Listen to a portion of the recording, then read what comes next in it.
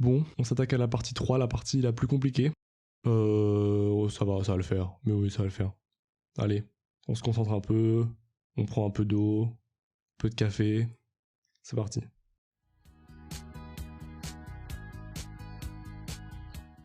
Cette partie-là, elle introduit les deux pôles de l'expression de la valeur, la forme relative et la forme équivalente.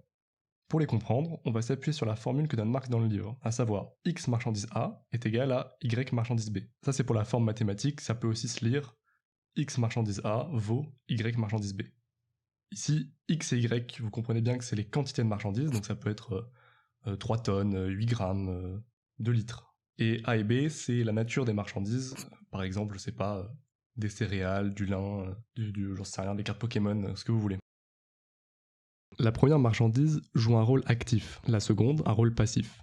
La valeur de la première marchandise est présentée comme valeur relative, ou encore, cette marchandise se trouve sous forme valeur relative.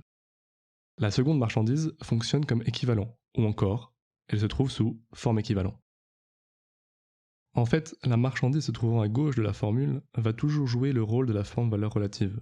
Et la marchandise de droite, elle, prendra toujours la forme équivalent. Échanger les marchandises de place, par exemple, va de fait changer la forme de la marchandise. Par l'entremise du rapport de valeur, la forme naturelle de la marchandise B devient donc la forme valeur de la marchandise A. Ou encore, le corps de la marchandise B devient le miroir de la valeur de la marchandise A. En se référant à la marchandise B comme corps de valeur, comme matérialisation de travail humain, la marchandise A fait de la valeur d'usage B le matériau de sa propre expression de valeur. La valeur de la marchandise A, ainsi exprimée dans la valeur d'usage de la marchandise B, a la forme de la valeur relative. Ok, là ça peut paraître un peu compliqué, mais ne paniquez pas, on va tout remettre au clair, on va repartir du début. En fait, la question à laquelle on cherche une réponse, c'est que vaut X marchandise A, d'accord? Et l'expression, elle nous dit X marchandise A, ça vaut Y marchandise B. Donc en fait, on cherche à déterminer la valeur de A, et c'est B qui va permettre cette détermination-là. Si vous voulez, A, la forme valeur relative, est l'âme de l'expression, et on veut connaître la grandeur de la valeur de cette âme. Alors on utilise B comme corps pour incarner l'âme dedans. Imaginez que A est une nappe, et que B est une table. A va épouser la forme de B, mais si B change de nature et devient par exemple une chaise, alors A va prendre la forme de cette chaise. A, l'âme, la nappe, doit prendre une forme concrète avec une valeur d'usage pour exprimer sa propre valeur. Imaginez-vous bien avec votre nappe dans la main là, vous voulez savoir sa valeur. Mais si vous n'avez pas d'objet concret à mettre sous la nappe, ou à mettre la nappe sur l'objet concret, eh bien vous avez rien quoi, vous pouvez juste la lâcher, elle va tomber, puis bah super, ça vous donne pas d'informations. Alors que si vous avez une table, une chaise, ça peut être n'importe quoi, un stylo, je sais pas, enfin une marchandise quelconque en fait, peu importe, vous mettez votre nappe dessus, et hop, vous avez une forme qui apparaît. Et c'est comme ça que vous allez pouvoir connaître la valeur de votre nappe, la valeur de A, la valeur de la forme valeur relative. Alors, je vais rester encore un petit peu là-dessus parce que c'est vraiment le point important, non seulement de cette partie, mais de tout le premier chapitre. Je pense que c'est vraiment le truc le plus compliqué à comprendre. On va sortir un peu de la métaphore de la nappe, je pense que vous avez capté, et on va parler en termes marxistes. Voilà, on est là pour ça. Vous avez une marchandise A qui correspond, non seulement elle correspond à une valeur d'échange, mais elle ne correspond qu'à une valeur d'échange. La marchandise A ne correspond pas en elle-même à une valeur d'usage, puisqu'en fait, voilà, on prend la marchandise, on extrait son âme pour pouvoir l'échanger.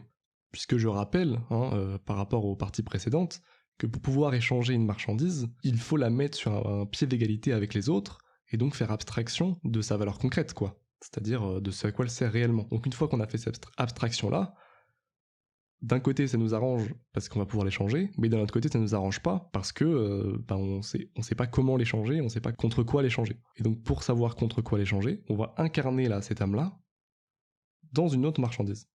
Une valeur d'usage, qui elle en fait c'est pareil mais à l'inverse. C'est-à-dire qu'elle n'a qu'une valeur d'usage, elle n'a pas de valeur d'échange. Voilà, la valeur d'échange on s'en fout de l'autre marchandise, on veut juste savoir à quoi elle sert concrètement.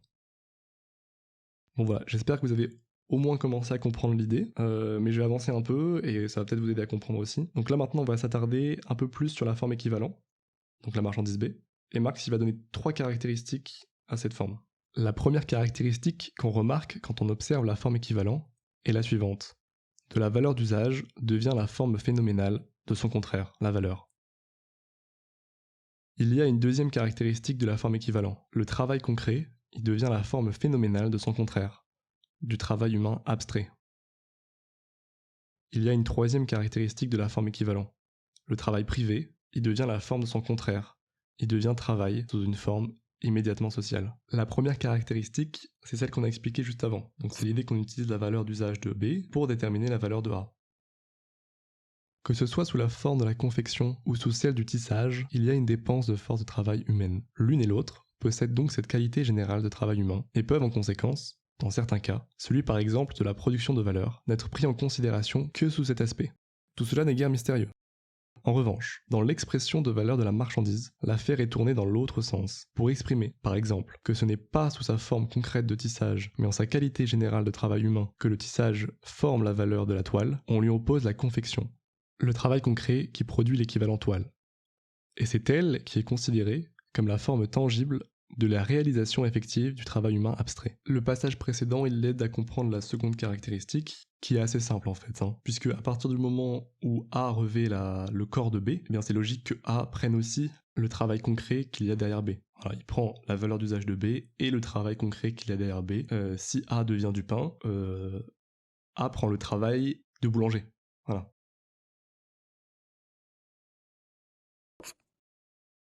En étant pris comme simple expression de travail humain différencié, ce travail concret qu'est la confection a la forme de l'égalité avec d'autres formes de travail, avec celui qu'il y a dans la toile, et de ce fait, bien qu'étant travail privé, comme tous les autres travails produisant des marchandises, il est cependant travail sous une forme immédiatement sociale. C'est précisément pourquoi il se présente dans un produit immédiatement échangeable contre une autre marchandise.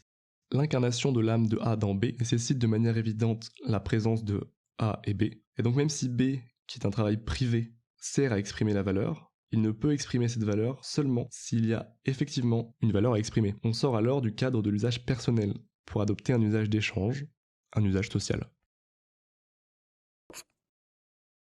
Bon, on a fait le plus gros, c'est cool, et là, on va faire une petite pause pour quelque chose qui est un peu hors sujet. Alors c'est dans le livre, y a pas de souci, mais c'est vrai que ça peut peut-être faire perdre un peu le film, mais c'est tellement important et tellement marxiste à l'état pur et tellement intéressant comme citation que je peux pas trop me permettre de la passer. Enfin, ce serait vraiment dommage. Vous allez voir, elle est super. C'est Marx qui parle d'Aristote. Ce qu'Aristote ne pouvait pas lire dans la forme valeur proprement dite, c'est que sous la forme des valeurs marchandes, tous les travaux sont exprimés comme du travail humain égal, comme du travail valant donc la même chose. Et cela parce que la société grecque reposait sur le travail des esclaves, et qu'elle avait donc comme base naturelle l'inégalité des hommes et de leur force de travail. Le secret de l'expression de valeur, l'égalité et l'égale validité de tous les travaux, parce que et pour autant que ceux-ci sont du travail humain en général, ne peut être déchiffré qu'à partir du moment où le concept d'égalité humaine a acquis la solidité d'un préjugé populaire. Or, ceci n'est possible que dans une société où la forme marchandise est la forme générale du produit du travail, et où, donc, également, c'est le rapport entre les hommes en tant que possesseurs de marchandises qui est le rapport social dominant. Tout le génie d'Aristote éclate précisément dans le fait qu'il découvre un rapport d'égalité au sein de l'expression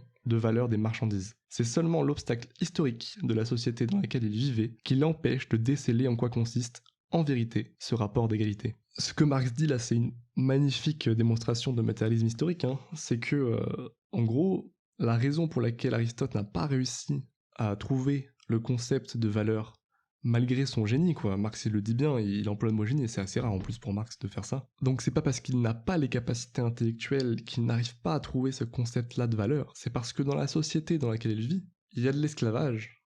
Et l'esclavage, c'est la base. Et donc, comme il y a une inégalité humaine, ça implique que les travaux ne se valent pas, et que donc on ne peut pas, parce que voilà, chez Marx la valeur, je le rappelle, c'est le temps de travail incorporé dans une marchandise, on ne peut pas estimer que le travail d'un esclave et le travail de quelqu'un d'autre, qui n'est pas esclave, puisse être égal. On ne peut pas le concevoir, ce n'est pas que c'est dur de le concevoir, c'est que c'est impossible. Et Aristote n'a pas pu le faire. Voilà, c'est ce que Marx dit, et donc en fait, Marx, en négatif, quand il dit ça, il dit voilà, moi j'arrive au moment où la marchandise commence à être la forme, où la marchandise est implémentée comme la forme dominante, ou commence à s'implémenter, il observe voilà, le développement du capitalisme, et donc il dit j'arrive au bon moment en fait. Moi, si je peux trouver ce concept-là, ce n'est pas parce que je suis plus intelligent qu'Aristote, c'est parce que je suis arrivé au bon moment. Voilà, je n'irai pas plus loin, je vais continuer mon fil de tout à l'heure, mais cette partie-là, elle est vraiment, vraiment... Enfin, je sais pas, moi je la trouve Trop cool. Donc allez la lire, je vous encourage vraiment à aller la lire plusieurs fois, amusez-vous, j'espère. Bon, à la base, je voulais faire cette vidéo jusqu'à la forme monnaie, c'est-à-dire que normalement, Marx développe là, il explique voilà, ce qu'on vient d'expliquer, comment ça amène à la forme monnaie, il explique les caractéristiques de cette forme, voilà, le développement historique, voilà. Mais là, la vidéo elle est un peu longue, donc je pense que je vais m'arrêter là. Et du coup, il restera deux vidéos qui vont être plutôt courtes, qui vont être, peut-être que je les ferai en une fois, je verrai. Qui seront donc la forme monnaie et la dernière, c'est, j'ai mon carnet là. Oui, le caractère fétiche de la marchandise. Voilà. Donc j'ai fini pour cette partie-là. J'espère que vous avez compris. Sinon, n'hésitez pas en commentaire, allez-y, hein, je vous réponds. Et n'oubliez pas que je mets toujours dans la description la même vidéo, qui moi m'a beaucoup aidé. C'est genre une conférence universitaire là, d'1 heure, 1 heure et demie, 2 heures. Je sais plus combien de temps elle dure, mais c'est très bien. Vous pouvez y aller.